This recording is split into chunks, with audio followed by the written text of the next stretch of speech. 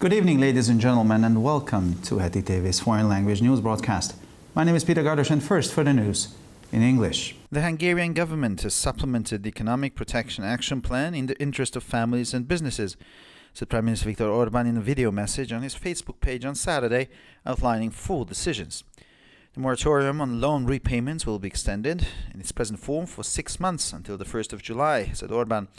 He said the government would subsidize 2/3 of payroll costs in December and January at businesses forced to close temporarily because of the pandemic. He said the local business tax would be halved for small and medium-sized enterprises and sole proprietors from the 1st of January. Orbán said the government would subsidize the resulting municipal revenue shortfall in settlements with fewer than 25,000 residents, while the situation of bigger cities would be weighed on a case-by-case basis.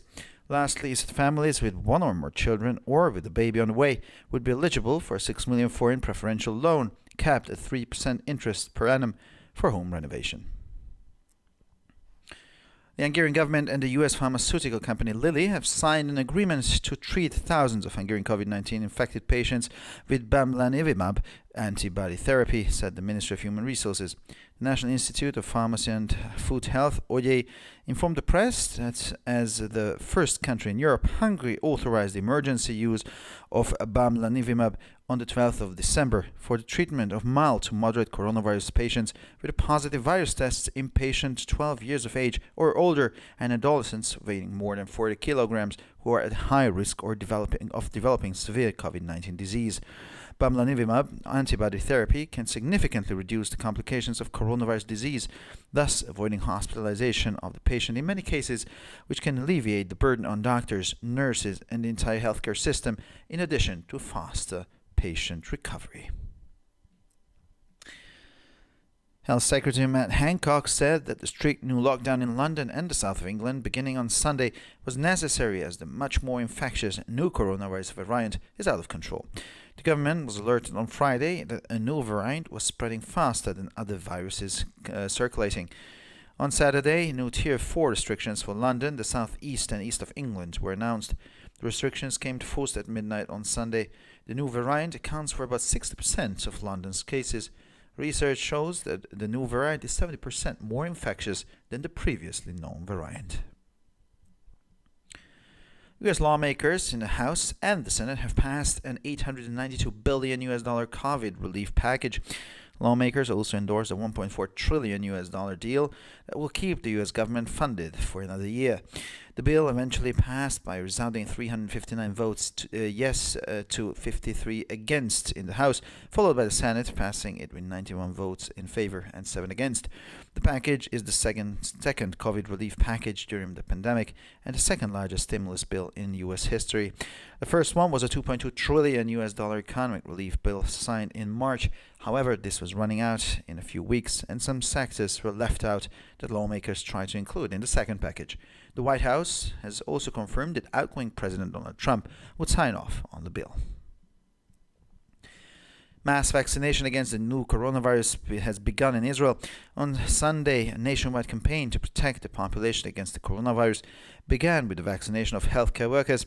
Prime Minister Benjamin Netanyahu and Health Minister Julie Edelstein were the first to be vaccinated in front of the cameras on Saturday night, followed by President Reuven Rivlin, several party leaders, ministers, senior rabbis, and the Army Chief of Staff in the morning.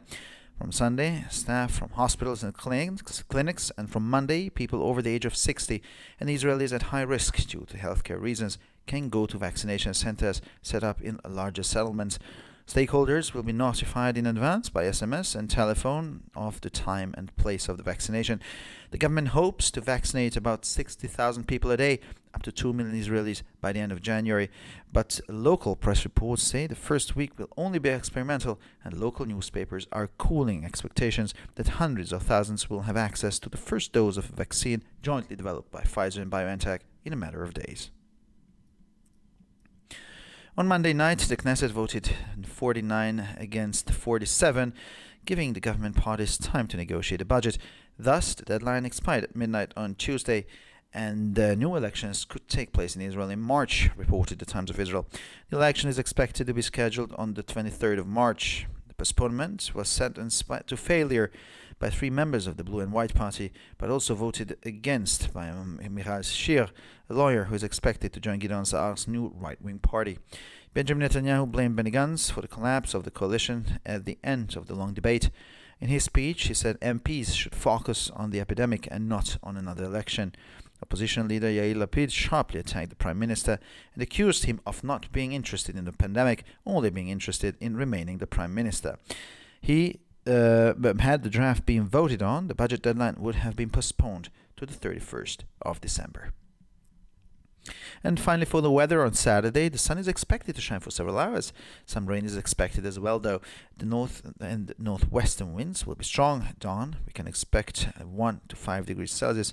In the afternoon, 2 to 5 degrees. Sunday will be clear in the north, cloudy in the east and the south. Light snowfall may occur. There's a chance of some frost at dawn and 1 to 3 degrees Celsius in the afternoon hours. For further information, please visit our websites at www.hetitv.com or breuerpress.com. So much for the news in English, and now we continue with the news in German.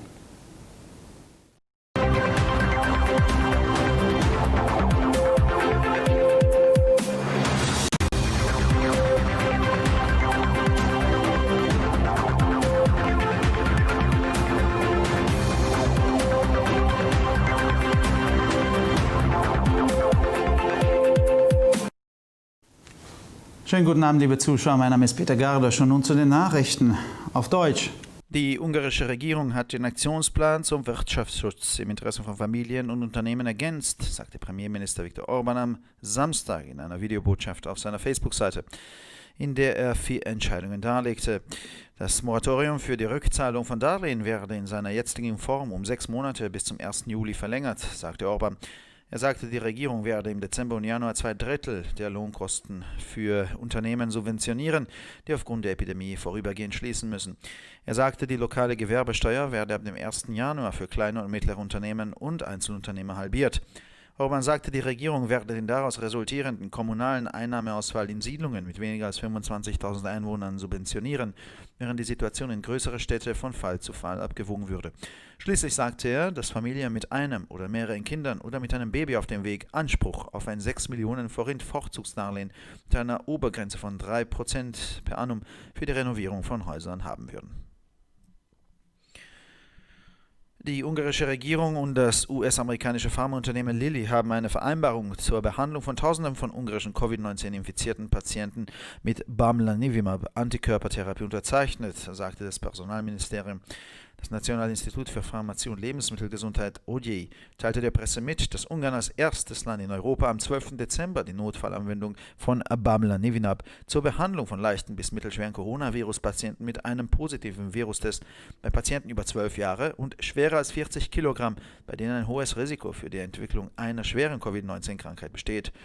Die Bamlanivimab-Antikörpertherapie kann die Komplikationen einer Coronavirus-Erkrankung erheblich reduzieren und somit in vielen Fällen eine Krankenhauseinweisung des Patienten vermeiden, was die Belastung für Ärzte, Krankenschwestern und das gesamte Gesundheitssystem verringert, sowie eine schnellere Genesung des Patienten garantiert.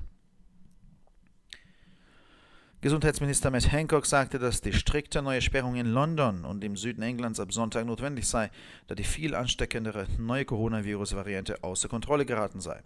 Die Regierung wurde am Freitag alarmiert, dass sich eine neue Variante schneller verbreitete als andere im Umlauf befindliche Viren. Am Samstag werden neue Tier-4-Beschränkungen für London, den Südosten und Osten Englands angekündigt. Die Beschränkungen traten am Sonntag um Mitternacht in Kraft. Die neue Variante macht etwa 60% der Londoner Fälle aus. Untersuchungen zeigen, dass die neue Variante 70% infektiöser ist als die bisher bekannte Variante. Die US-Gesetzgeber im Repräsentantenhaus und im Senat haben ein Covid-Hilfspaket in Höhe von 892 Milliarden US-Dollar verabschiedet. Die Gesetzgeber billigte auch einen 1,4 Billionen Dollar US-Deal an, mit dem die US-Regierung für ein weiteres Jahr finanziert wird. Das Gesetz wurde schließlich mit 359 zu 53 Stimmen im Repräsentantenhaus verabschiedet, gefolgt vom Senat mit 91 zu 7 Stimmen. Das Paket ist das zweite Covid-Hilfspaket während der Pandemie und das zweitgrößte Konjunkturprogramm in der Geschichte der USA. Das erste war ein im März unterzeichnetes Gesetz über wirtschaftliche Erleichterungen in Höhe von 2,2 Billionen US-Dollar. Dieses Gesetz lief jedoch in wenigen Wochen aus und einige Sektoren wurden weggelassen, den der Gesetzgeber in das zweite Paket aufnehmen versuchte. Das Weiße Haus hat auch bestätigt, dass der scheidende Präsident Donald Trump die Gesetzvorlage unterzeichnen würde. In Israel hat die Massenimpfung gegen Coronavirus begonnen. Am Sonntag begann eine landesweite Kampagne zum Schutz der Bevölkerung vor dem Coronavirus mit der Impfung von Gesundheitspersonal. Ministerpräsident Benjamin Netanyahu und Gesundheitsminister Juli Edelstein wurden am Samstagabend erstmals vor den Kameras geimpft, gefolgt von Präsident Reuven Rivlin, mehreren Parteiführern, Ministern, Oberrabbinern und dem Stabschef der Armee. Am Sonntag können Mitarbeiter von Krankenhäusern und Kliniken sowie ab Montag Personen über 60 Jahre und aus gesundheitlichen Gründen gefährdete Israelis in Impfzentren in größeren Siedlungen geimpft werden. Die Interessengruppen werden vorab per SMS und Telefon über Zeitpunkt und Ort informiert. Die Regierung hofft, bis Ende Januar täglich etwa 60.000 Menschen impfen zu können, insgesamt bis zu 2 Millionen Israelis. Lokale Presseberichte besagen jedoch, dass die erste Woche nur experimentell sein wird und lokale Zeitungen die Erwartungen abkühlen müssen, dass Hunderttausende Zugang zu der ersten Dosis des von Pfizer und BioNTech gemeinsam entwickelten Impfstoffes innerhalb weniger Tage haben werden. Am Montagabend stimmte die Knesset mit 49 Ja und 47 Gegenstimmen den Regierungsparteien Zeit für die Auslandung des Haushaltes zu geben. Somit lief die Frist am Dienstag um Mitternacht ab und neue Wahlen können im März in Israel stattfinden, berichtete The Times of Israel. Die Wahl wird voraussichtlich für den 23. März geplant. Die Verschiebung wurde von 3 Mitgliedern der Blau-Weiß-Partei zum Scheitern verurteilt, aber auch von Michael Scher, einem Anwalt, der neuen rechten Partei von Gideon Saar beitreten soll, hat abgelehnt. Benjamin Netanyahu machte Benny Gantz für den Zusammenbruch der Koalition am Ende der langen Debatte verantwortlich. In seiner Rede sagte er, die Abgeordneten sollten sich auf die Epidemie konzentrieren und nicht auf eine weitere Wahl. Oppositionsführer Yair Lapid griff den Premierminister scharf an und beschuldigte ihn, nicht an der Pandemie interessiert zu sein, sondern nur daran, Premierminister zu bleiben. Wäre über den Entwurf abgestimmt worden, wäre die Haushaltsfrist auf den 31. Dezember verschoben worden. Und schließlich zum Wetter. Am Samstag wird die Sonne voraussichtlich mehrere Stunden lang scheinen. Es wird auch etwas Regen erwartet.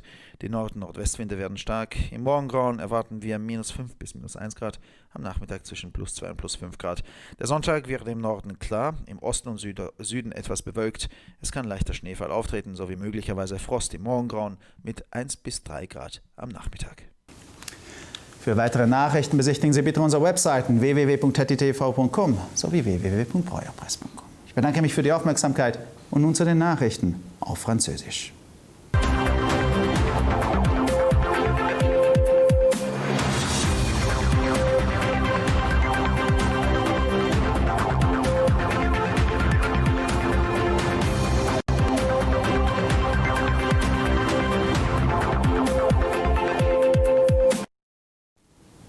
Bonjour à tous et bienvenue à ITV. Je m'appelle Peter Gardosh et ce sont les titres en français.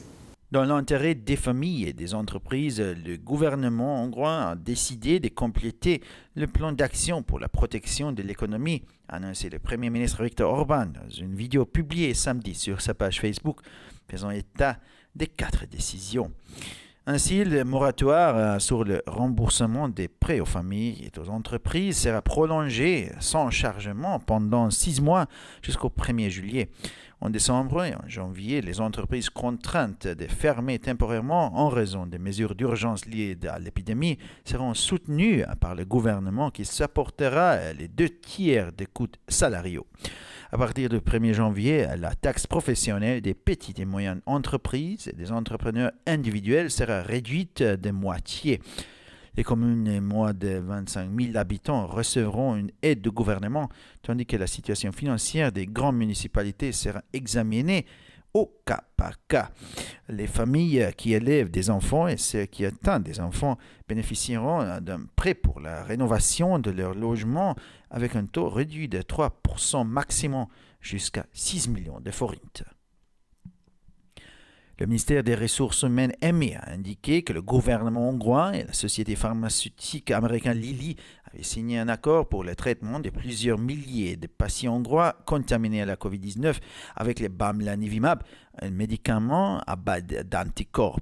L'Institut national hongrois des pharmacies et de santé alimentaire OGI est le premier établissement d'Europe qui a autorisé le 12 décembre l'utilisation en cas d'urgence du bamlanivimab pour le traitement des patients âgés de 12 ans ou plus, des adolescents pesant 40 kg ou plus, atteints de formes légères ou moyennes graves du coronavirus qui ont été testés positifs et présentent un risque élevé de développer une forme grave de la COVID-19.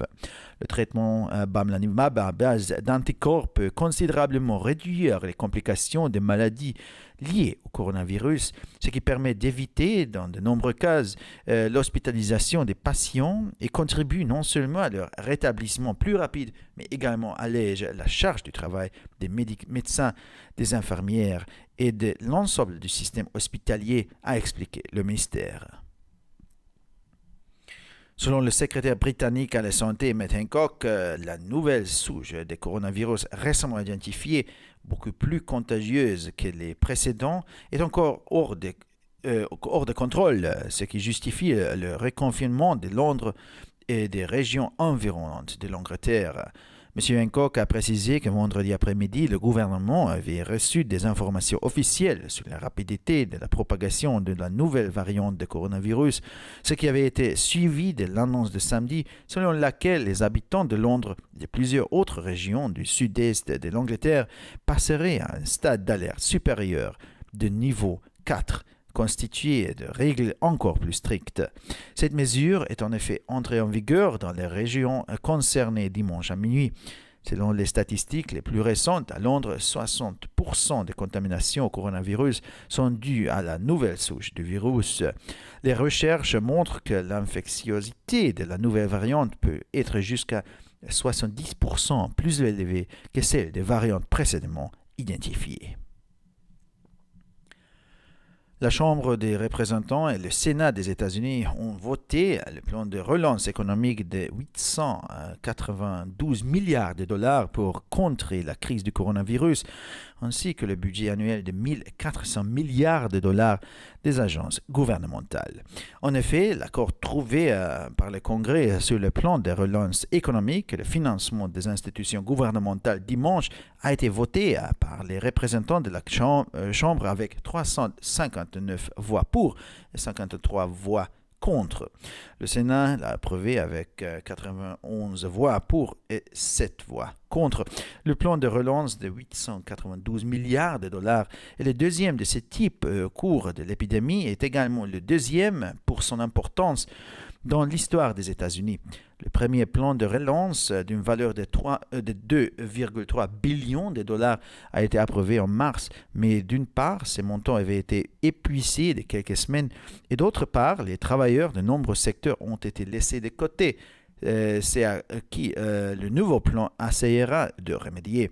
Le porte-parole de la Maison-Blanche a indiqué que le président Donald Trump soutenait également ces plans de relance et le signerait. La vaccination de masse contre le nouveau coronavirus a commencé en Israël. La campagne nationale de protection de la population contre le coronavirus a débuté dimanche avec la vaccination des personnels de santé. Le Premier ministre Benjamin Netanyahu et le ministre de la Santé Yuli Edelstein ont été vaccinés en premier samedi soir sous le feu des projecteurs, suivis dimanche matin par le président Reuven Rivlin, des dirigeants de plusieurs partis, des ministres, des rabbins éminents, ainsi que l'état-major de l'armée.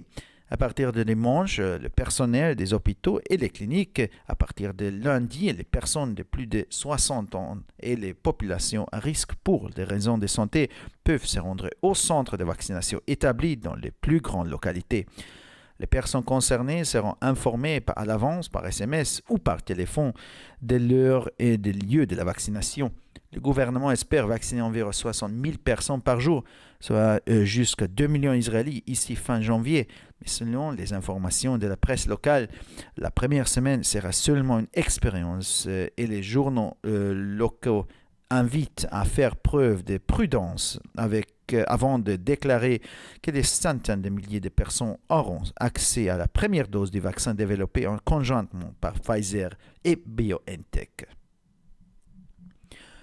Lundi soir, par 49 voix contre, 47 voix pour, la Knesset a rejeté la proposition d'accorder un délai supplémentaire aux partis au gouvernement pour adopter le budget. Ainsi, la date limite à expirer à mardi à minuit et de nouvelles élections pourraient avoir lieu en Israël en mars, a rapporté le Times of Israel. L'élection est prévue pour le 23 mars prochain. 3 membres du Parti bleu et blanc ont fait échouer le sursis, mais Michal Sir, qui fait actuellement partie du Likoud, a également voté contre et elle devrait rejoindre le nouveau parti de droite de Gideon Sa'ar.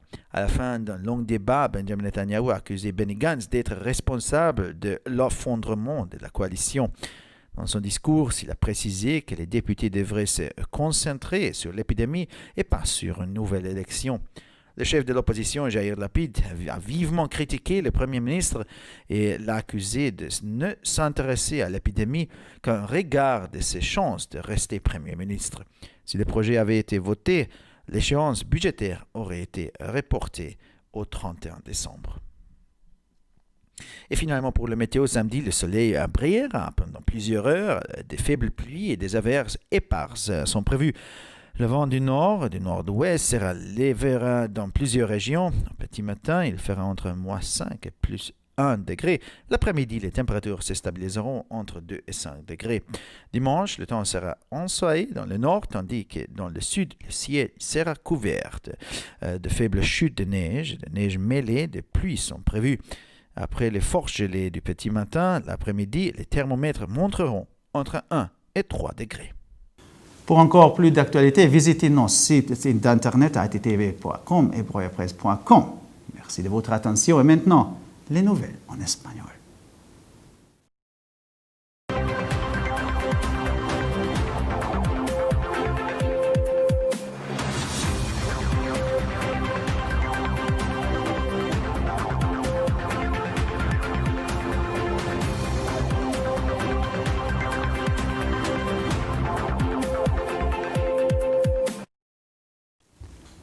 Buenas noches, damas y caballeros, y bienvenidos al programa de noticias en idiomas extranjeros de ETV. Mi nombre es Peter Gardos y estas son las noticias en español. El gobierno ha complementado el plan de acción de protección económica en interés de las familias y las empresas, dijo el primer ministro Viktor Orbán en un mensaje de vídeo aparecido el sábado en su página de Facebook, destacado 4 decisiones. La moratoria para el pago de los préstamos se prolongará en su forma actual 6 meses más hasta el 1 de julio, dijo Viktor Orbán. El primer ministro señaló que el gobierno subvencionará los 2/3 de los costos de la nómina en diciembre y enero en las empresas que se vean obligadas a cerrar temporalmente debido a la pandemia. Dijo que el impuesto local sobre actividades económicas de las empresas se reducirá a la mitad para pequeñas y medianas empresas y para autónomos a partir del 1 de enero. El premier aseguró que el gobierno subvencionará el déficit de ingresos municipales en las poblaciones con menos de 25.000 habitantes, mientras que la situación de las ciudades más grandes se sopesará caso por caso. Por último, dijo que las familias con 1 o más hijos o con un bebé que está por nacer podrán obtener un préstamo preferencial de 6 millones de forint con un interés mínimo de 3% para reformar su vivienda. El gobierno húngaro y la compañía farmacéutica estadounidense Lilly firmaron un acuerdo para tratar a miles de pacientes húngaros infectados con el COVID-19 con la terapia de anticuerpos Bamlanivimab, dijo el ministro de Recursos Humanos. El Instituto Nacional de Farmacia y Salud Alimentaria, OGI, informó a la prensa que Hungría, siendo el primer país de Europa, autorizó el 12 de diciembre el uso de emergencia de Bamlanivimab para tratar pacientes infectados con coronavirus leve o moderadamente con una prueba de virus positiva en pacientes de 12 años de edad o mayores y adolescentes de más de 40 kilogramos de peso que corren un alto riesgo en que su enfermedad de COVID-19 se torne en grave. El tratamiento con anticuerpos con bamlanivimab puede reducir considerablemente las complicaciones, evitando así la hospitalización del paciente en muchos casos, lo que puede aliviar las cargas de los médicos, el personal de enfermería y todo el sistema de atención de la salud pública, además de acelerar la recuperación. El secretario de Estado para la Salud, Matt Hancock, dijo que el nuevo y estricto cierre en Londres y en el sur de Inglaterra, que comienza el domingo, ha sido necesario ya que la nueva cepa de coronavirus, mucho más infecciosa, está fuera de control. El gobierno fue alertando el viernes que una nueva cepa que se estaba propagando más rápido que otros virus en circulación. El sábado se anunciaron nuevas restricciones de nivel 4 para Londres, el sureste y el este de Inglaterra. Las restricciones entraron en vigor en la medianoche del domingo. La nueva cepa representa alrededor del 60% de los casos de Londres. Las investigaciones muestran que la nueva cepa es un 70% más infecciosa que la conocida anteriormente. Los legisladores estadounidenses de la Cámara y el Senado han aprobado un paquete de 892 mil millones de dólares para aliviar la situación creada por el COVID. Los legisladores también aprobaron un acuerdo de 1.4 mil millones de dólares que mantendrá al gobierno de los Estados Unidos financiado por otro año.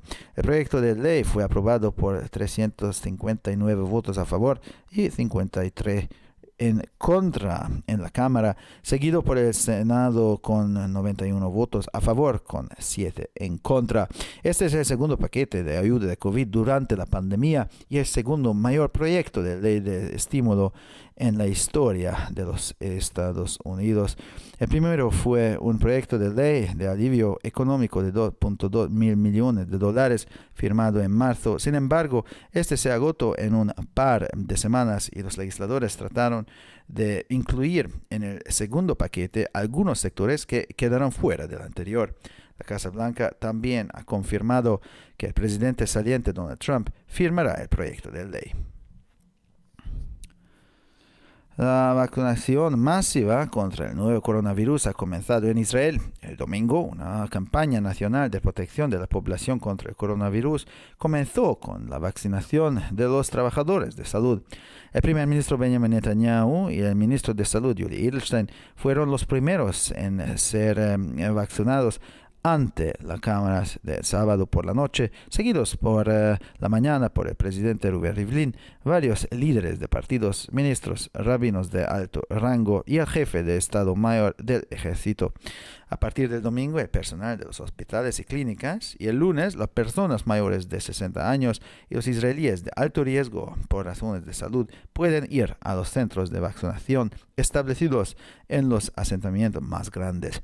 Los interesados serán informados con antelación por SMS y teléfono sobre la hora y el lugar de la vacunación.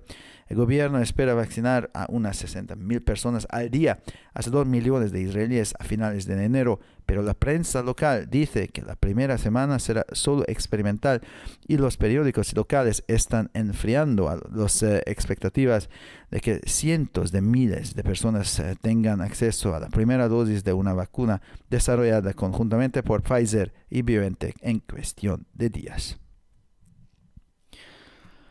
El lunes por la noche, la Knesset, con votos de 49 a 47, desaprobó dar más tiempo a los partidos de gobierno para negociar sobre el presupuesto. Así, el plazo expiró a medianoche del martes y en Israel el próximo marzo se celebrarán nuevas elecciones, informó The Times of Israel. Se espera que las elecciones se programen para el 23 de marzo. El aplazamiento fue condenado al fracaso por 3 miembros del Partido Azul y Blanco, pero también votó en contra Michael Shir, un abogado que se espera que se una al nuevo partido de derecha de Gideon Sa'ar. Al final del largo debate, Benjamin Netanyahu culpó a Benny Gantz por el colapso de la coalición. En su discurso dijo que los diputados deberían centrarse en la pandemia y no en nuevas elecciones.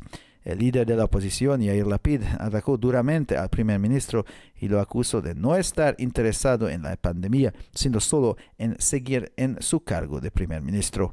Si se hubiera aprobado el proyecto, el plazo del presupuesto se habría pospuesto hasta el 31 de diciembre. Y finalmente por el tiempo, el sábado se espera que el sol brille durante varias horas. Asimismo, se espera algo de lluvia. Los vientos del norte y noroeste serán fuertes. Al amanecer habrá de menos 5 a 1 grado y por la tarde entre 2 y 5 grados. El domingo el cielo estará despejado en el norte, nublado en el este y en el sur. Puede nevar ligeramente. Existe la posibilidad de que haya heladas al amanecer y entre 1 y 3 grados durante el día. Para más noticias, visite nuestras páginas web www.htv.com o www.breuerpress.com. Muchas gracias por su atención. Y ahora seguimos con las noticias en hebreo.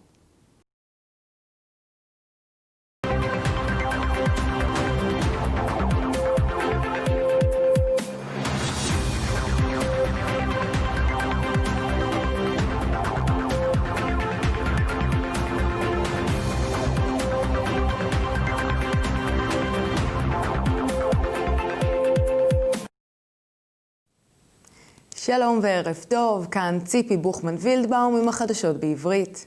למען האינטרסים של משפחות ועסקים, הממשלה החליטה להשלים את תוכנית הפעולה להגנה כלכלית. כך הודיע ראש הממשלה ויקטור אורבן בסרטון שפורסם בעמוד הפייסבוק שלו ביום שבת, ובו פורטו 4 החלטות. בהתאם לכך, הקפאת החזר ההלוואות למשפחות ועסקים תוארך ללא שינוי בחצי שנה עד ל1 ביולי. עסקים שנאלצים להיסגר באופן זמני עקב צעדים אפידמיולוגיים נתמכים על ידי הממשלה, הן בדצמבר והן בינואר על ידי ויתור והשתלטות על 2/3 מעלות השכר. מס העסקים של ארגונים קטנים ובינוניים יפחת בחצי מה1 בינואר. עיריות עם פחות מ-25,000 תושבים יקבלו תמיכה מהממשלה, והמצב הכלכלי של עיריות גדולות יותר ייבדק באופן אינדיבידואלי. משפחות המגדלות ילדים או המצפות לילדים יוכלו לקבל הלוואה לשיפוץ הבית של עד 6 מיליון פורינט עם ריבית של עד 3%. ממשרד משאבי אנוש ההונגרי נמסר כי ממשלת הונגריה וחברת התרופות האמריקאית לילי חתמו על הסכם לטיפול באלפי חולים הונגרים הנגועים ב-COVID-19 בטיפול נוגדנים, במלניבימאב. המכון הלאומי לרוקחות ומינהל המזון והתרופות ההונגרי אישר שימוש חירום בבמלניבימאב, וכך הונגריה הפכה המדינה הראשונה באירופה שאישרה טיפול בחולי וירוס קורונה קלים עד בינוניים, במבוגרים עם בדיקת וירוס חיובית ומגיל 12 ומעלה, ומתבגרים במשקל של יותר מ-40 קילוגרם הנמצאים בסיכון גבוה לפתח מחלת COVID-19 קשה.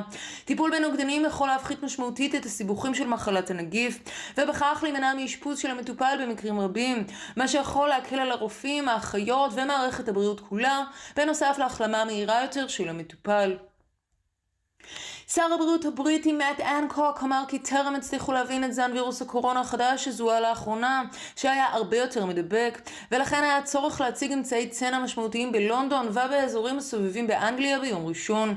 אנקוק אמר כי הממשלה קיבלה ביום שישי אחר הצהריים מידע רשמי על המהירות שבה התפשטה גרסה החדשה של נגיף הקורונה, ואחריה הגיעה הודעה ביום שבת כי מערכת ההיערכות למגפה בלונדון ובכמה חלקים אחרים בדרום מזרח אנגליה תעלה לדרגת כוננות מספר 4, המחמירה עוד יותר. דרגת הכוננות נכנסה לתוקף באזורים אלה החל מחצות ביום ראשון. ממצאים אחרונים מצביעים על כך ש60% מזיהומי הנגיף בלונדון נגרמים על ידי הזן החדש. מחקרים מראים כי הזיהום של הגרסה החדשה יכול להיות גבוה עד 70% מהגרסאות שזוהו בעבר. בית הנבחרים האמריקני והסנאט הצביעו על חבילה כלכלית בסך $892 מיליארד כדי להתמודד עם משבר נגיף הקורונה ותקציב של $1,400 מיליארד לשנה לסוכנויות ממשלתיות. בית הנבחרים הצביע 359 בעד ו53 נגד החבילה הכלכלית, אליה הסכים ביום ראשון הקונגרס למימון מוסדות ממשלתיים. הסנאט הסכים עם 91 קולות בעד ו7 נגד.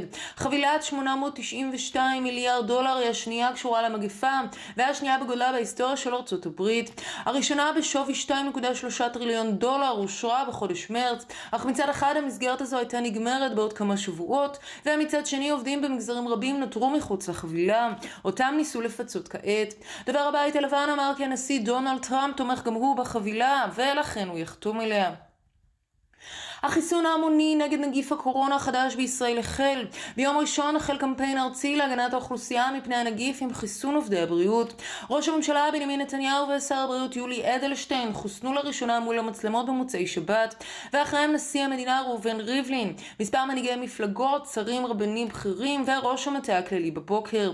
מיום ראשון צוותי בתי החולים ומרפאות. מיום שני אנשים מעל גיל 60 וישראלים בסיכון מסיבות בריאותיות יכולים להגיע למרכזי חיסון שהוקמו ביישובים גדולים יותר.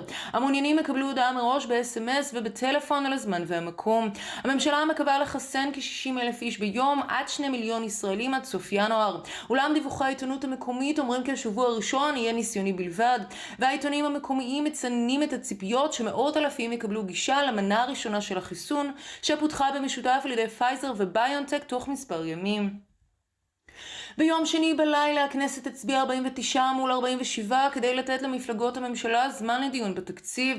לפיכך המועד האחרון פג בחצות ביום שלישי, והבחירות חדשות עשויות להתקיים בישראל בחודש מרץ, כך דיווח The Times of Israel. הבחירות צפויות להיקבע ל-23 במרץ. הדחייה נידונה לכישלון על ידי 3 מחברי מפלגת כחול לבן, אך גם מיכל שיר מהליכוד הצביע נגד, עורך הדין שצפויה להצטרף למפלגת הימין החדשה של גדעון סער. בנימין נתניהו האשים את בני גנץ בקריסת הקואליציה בתום הדיון הארוך. בנאומו אמר כי חברי פרלמנט צריכים להתמקד במגפה ולא בבחירות נוספות. מנהיג האופוזיציה יאיר לפיד תקף בחריפות את ראש הממשלה והאשים אותו בכך שהמגפה לא מעניינת אותו, הוא רק רוצה להישאר ראש ממשלה. אילו היו מצביעים על הטיוטה, המועד האחרון לתקציב היה נדחה ל-31 בדצמבר. ועכשיו נעבור לתחזית מזג האוויר. בשבת השמש צפויה לזרוח במשך מספר שעות. מעט גשם וממטרים חזויים גם כן. הרוח הצפונית והצפון מערבית תהיה חזקה. עם עלות השחר צפויות -5 מעלות עד מעלה 1, אחר הצהריים חזויות בין 2 ל-5 מעלות. ביום ראשון יהיה בעיר בצפון, מעונן במזרח ובדרום. שלג קל עלול להתרחש. יש סיכוי לכפור חזק יותר עם שחר ובין מעלה ל-3 מעלות אחר הצהריים. לחדשות נוספות, אנא בקרו באתרי האינטרנט שלנו, etitv.com או broyerpress.com. עד כאן החדשות, תודה שהייתם איתנו ושיהיה המשך ערב נעים ושבת שלום.